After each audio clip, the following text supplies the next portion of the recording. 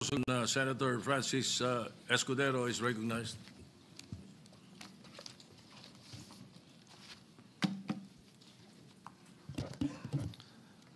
Thank you, Mr. Senate President. Thank you, distinguished Majority Floor Leader. I rise to make a brief manifestation in response to the events of recent days. Ginoong Pangulo, meron po tayong kasabihan sa wikang Pilipino. Kapag nagturo ka ng daliri sa iba, may tatlong daliri na nakaturo palagi pabalik sa iyo. Sa mga nakaraang linggo, malinaw na nililihis ang galit ng taong bayan tungkol sa mga ghost at substandard flood control projects mula sa mga totoong may kasalanan patungo sa Senado at sa ilang mga miyembro nito. Tila pilit na ginagawang panakipbutas, ika nga at fall guy, at diversyon ang mga senador palayo sa Kamara at sa mga tunay na may sala. Klarong-klaro po ang script nito. Ipitin ang tatlong dating DPWH officials, pakantahin sa kanila, mema banggit lang na senador, habang pinagtatakpan ang mga congressman na tunay na kasabwat nila sa mga lugar na ginagalawan nila. Simple ang patunay dito. Kapanipaniwala ba na wala silang kinausap na kahit isang congressman nakaupo na totoong may hawak ng mga distrito sa lugar na ginalawan nila sa hinaba-haba ng testimonya nila dito o sa Kamara? Banggit sila ng banggit, name drop sila ng name drop ng pangalan ng senador. Maski na klaro naman kung inyong papakinggan na wala silang masabing direktang nakausap o binigyan ng anuman. Lahat ito para lamang ipako ang mga senador sa media at sa publiko at ilayo ang atensyon sa Kamara at mga congressman. Bakit nga ba? Dahil tila mas malaking isda, ika nga, mas mataas, mas kilala ang mga senador kumpara sa congressman? Umaasa sila na maiibsan ang galit ng tao sa kanilang mga anomalya ukol sa flood control at tuluyan na silang makakatakas mula sa anumang pananagutan. Isang tao lamang, Ginoong Pangulo, ang nasa likod ng script at sarswelang ito. Siya ang dahilan ng kaguluhan, pagkakaaway-away, pagkakawatak-watak na ngayon yumayanig sa ating bayan, maprotektahan lamang ang sarili niya. Ang pangalan niya ay matagal nang bulong-bulungan sa bawat sulok ng bansa, pero ngayon, unti-unti nang sinisigaw ng taong bayan.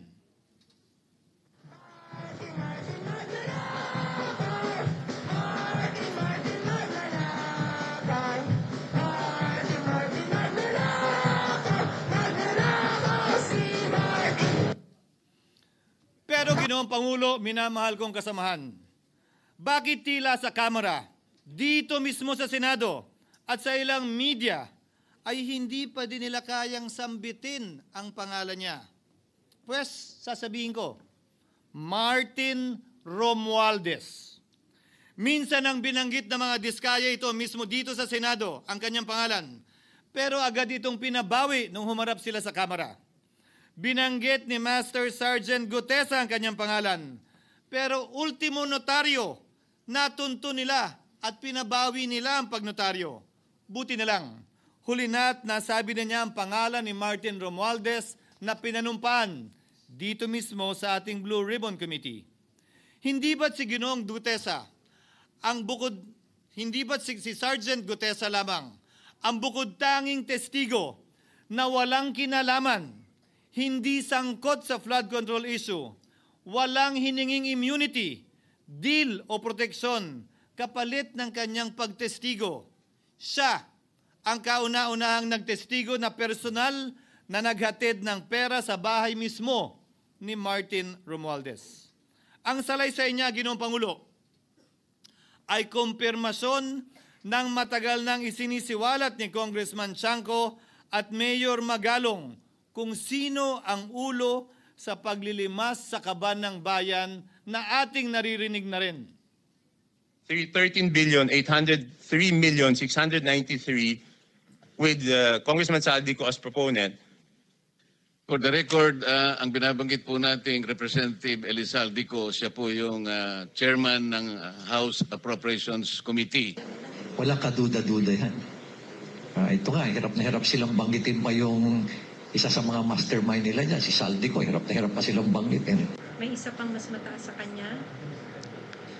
Hindi naman gagalaw yun kung walang...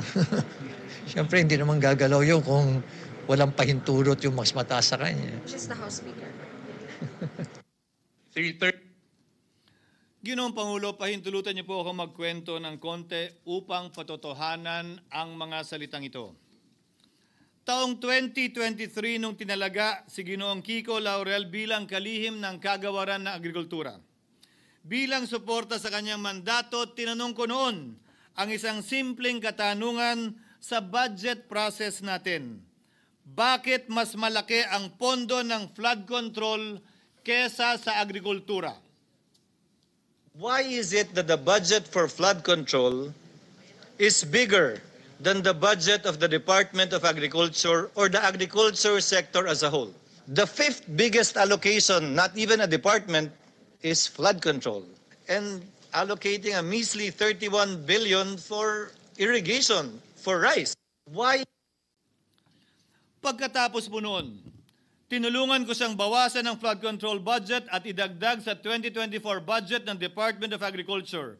Aniya, tumawag daw sa kanya si Congressman Zaldico dahil pinapatanong daw ni Speaker Romualdez, bakit binawasan ang pondo ng flood control? Ngunit wala nang nagawa si Congressman ko dahil sinabi niyang pasayan ng Pangulo. Nung termino ko rin po bilang Pangulo ng Senado, maraming beses po akong tinanong ni Pangulong Bongbong Marcos tungkol sa panukalang budget para sa 2025. Sinabi ko po sa kanya ang buo at tapat na katotohanan para malaman po niya ang tunay na larawan at sitwasyon ng pambansang budget para sa taong yon. Ito marahil, Ginoong Pangulo, minamahal kong kasamahan, ang isa sa mga dahilan kung bakit pinag-utos ng Pangulo ang pag-veto at pag-for late release o FLR at pag-hold ng malaking bahagi ng budget nila. Marahil, isa rin ito sa mga dahilan kung bakit ninais ng Pangulo na matanggal si Congressman Zaldico bilang chairman ng House Committee on Appropriations dahil sa mga inilahad ko at marahil na-discover din ng Pangulo kaugnay sa 2025 budget.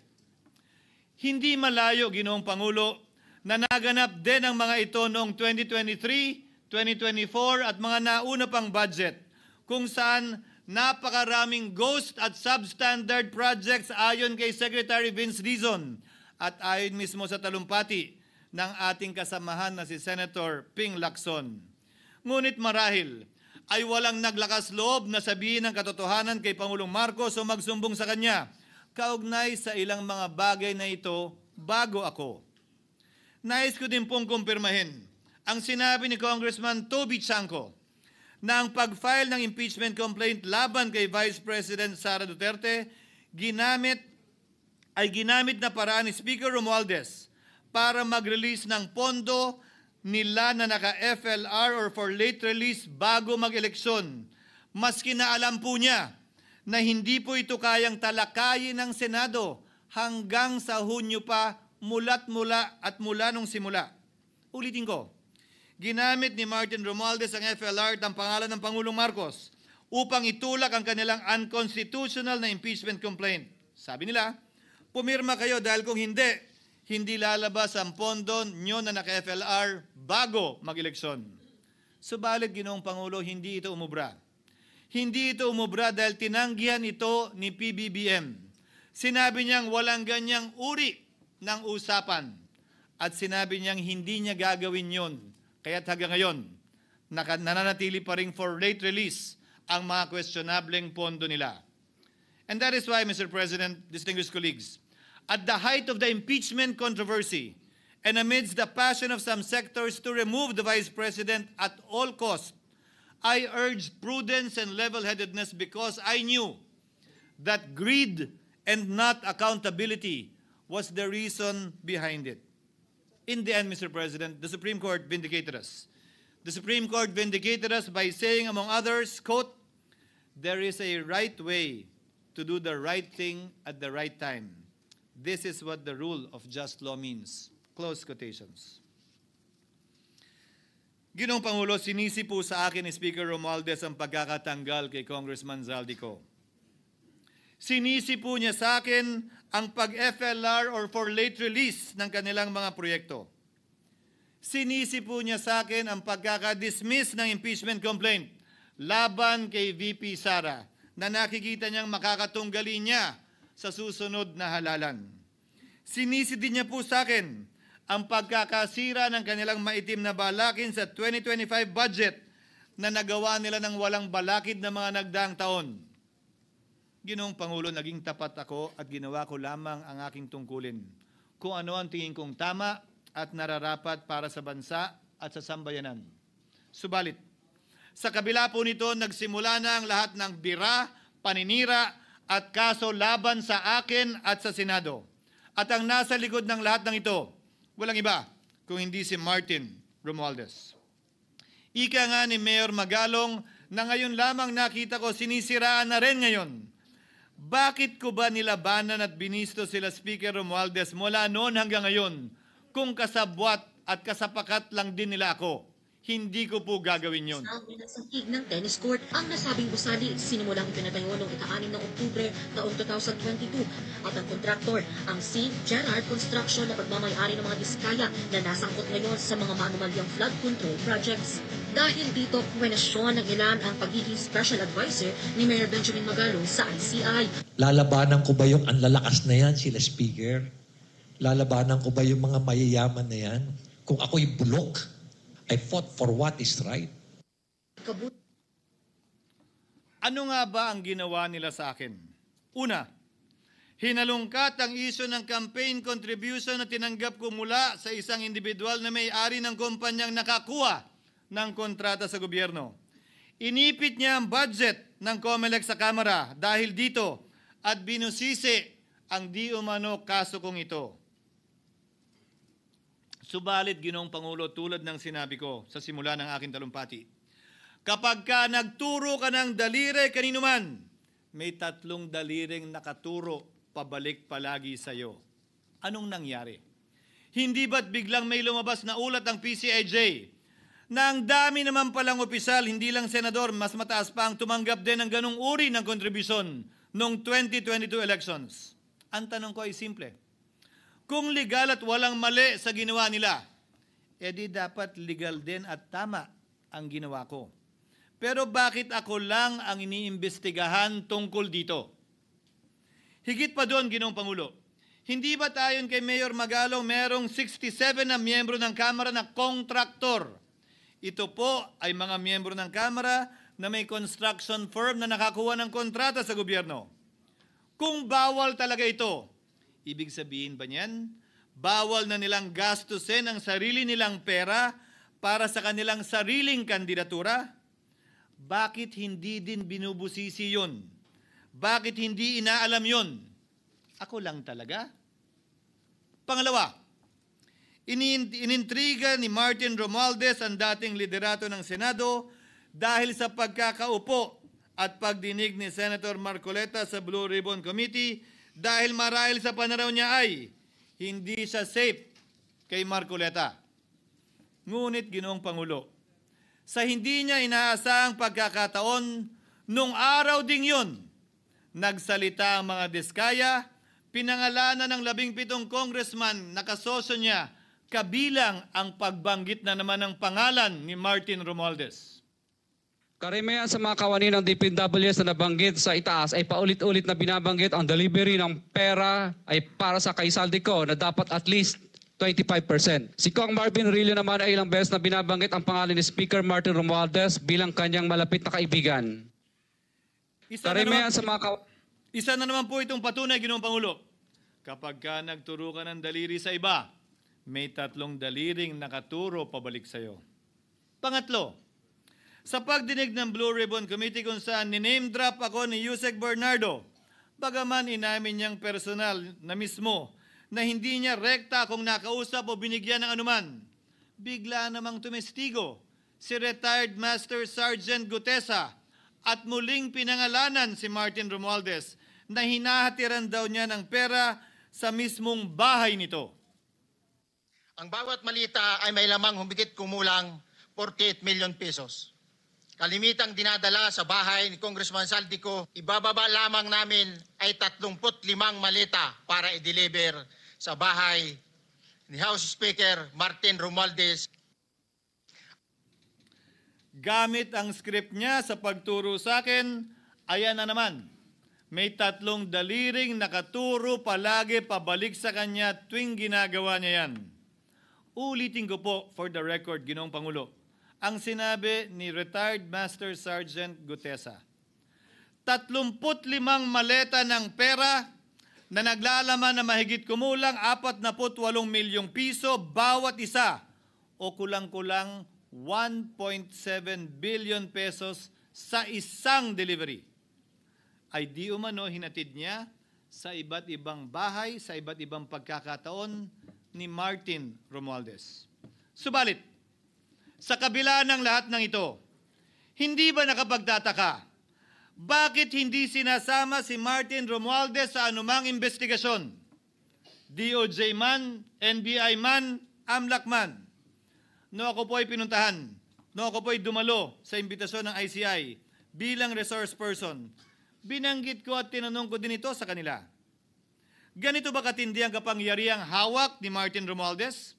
Na bagaman hindi siya speaker, tila the name that cannot be mentioned pa din siya at nagagawa pa din niya ang nais niya kaugnay sa isang mapamiling hustisya o selective justice. Halimbawa, bakit ang daming kondisyon bago ipasok ang mga diskaya na nagpangalan sa maraming congressman sa witness protection?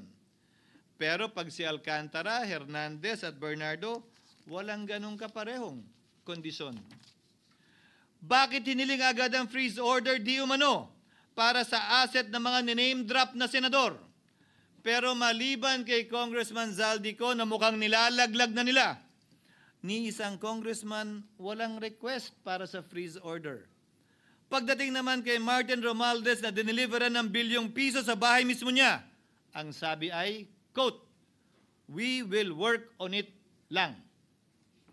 Bakit interesado ang lahat sa 6 na senador na idadawit di umano ni Bryce Hernandez na handang-handa tayong alamin sana kung sino-sino sila para mapagpiestahan natin sila? Pero nung sinabi ni Bryce na hindi pala senador, kung hindi kongresista lamang ang papangalanan niya, aba, biglang naglaho ng parang bula ang atensyon. Parang wala na nagtanong. Parang wala nang interes para alamin, sino-sino nga ba yung mga yan? Kung ako po yung tatanungin nyo, alam ko merong 6 na senador eh. May nagtatanong sa akin, bakit wala si Cheese? And my answer to that is, I'm almost sure, no, probably hindi ma-mention si Cheese simply because walang insertion doon. Si sa Bulacan. Escudero, wala doon. Hindi po senador yung laman nung computer ko. So fake news yun, ha? May 6 na senador na nunumbrahan mo daw. Mga congressman yung nasa computer mo. Yes, yung nasa computer ko po, congressman po. Okay, thank you.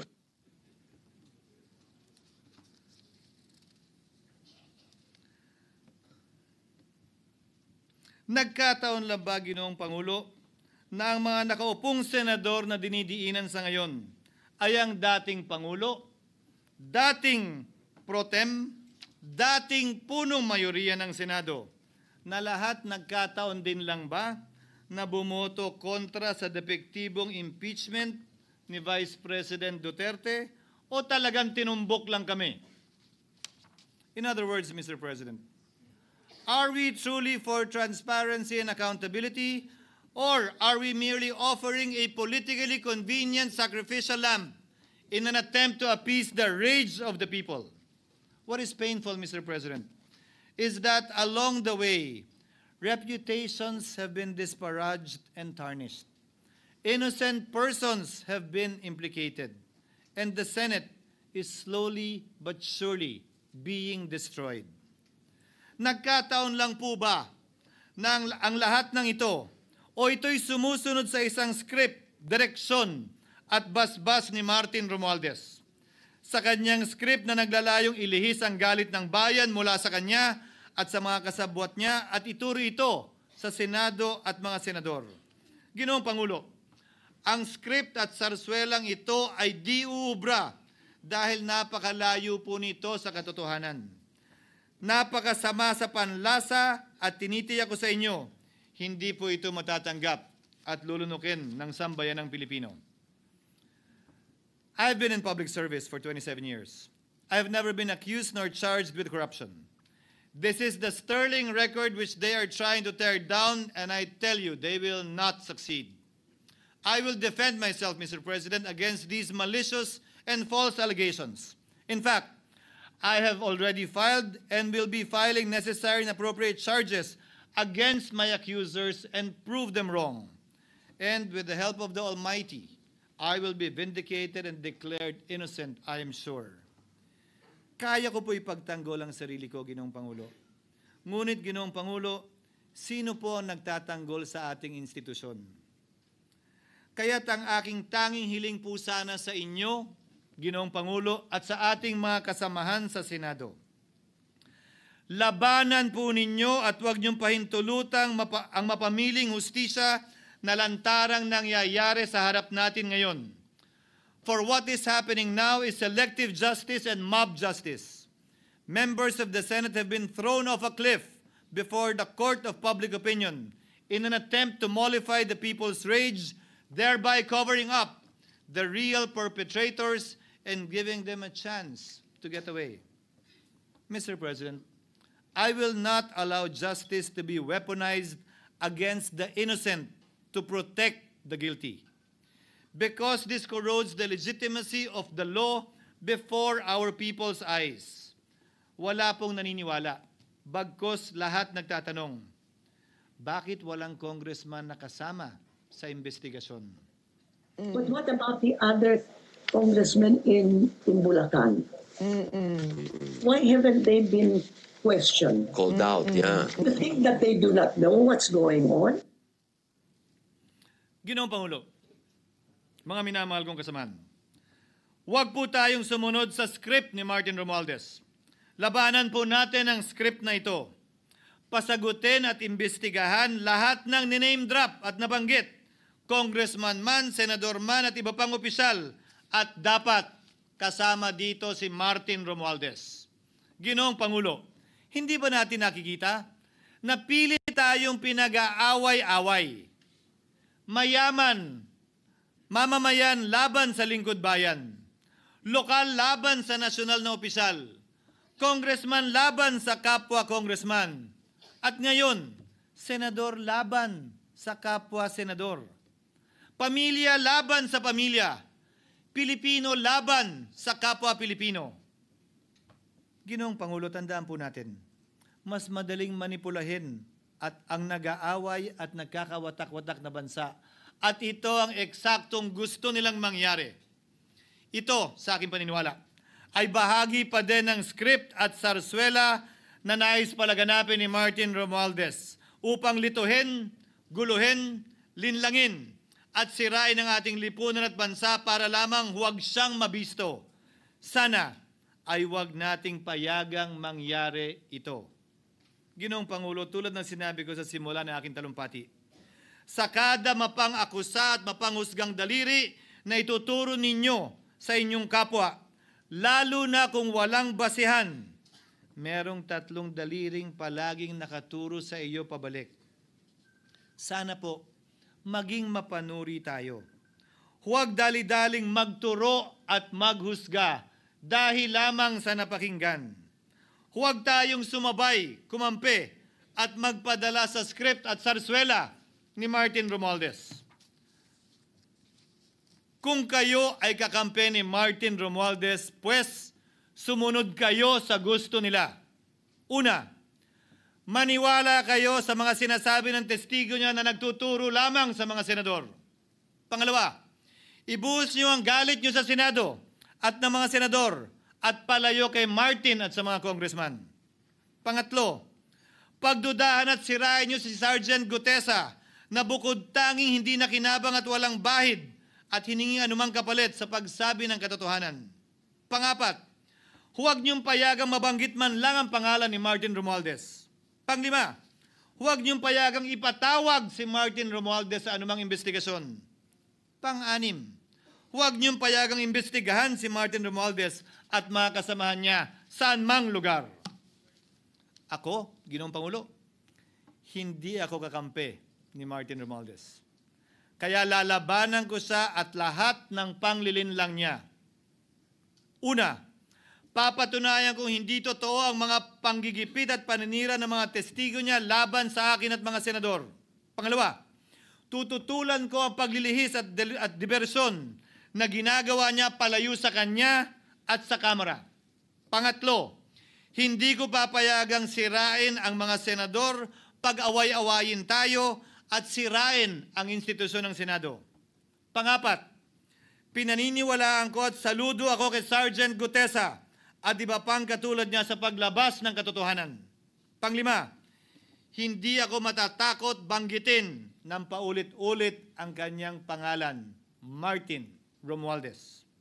At ipaglalaban kong ipatawag at imbestigahan si Martin Romualdez at lahat ng kanyang mga kasangkot at kasama. Ginoong Pangulo, mga minamahal kong kababayan, kung nais niyong lumitaw ang katotohanan, kung nais niyong panagutin ang tunay na salarin, kung nais po niyong makulong ang tunay na may kasalanan, huwag ninyong kampihan si Martin Romualdez. Punitin natin ang script ni Martin Romualdez at higit sa lahat, huwag magpadala, huwag sabayan, huwag maniwala sa sarswela na nilalako ni Martin Romualdez. Maraming salamat po, Ginoong Pangulo, at magandang hapon po sa ating lahat. Thank you, Senator Francis G. Escudero.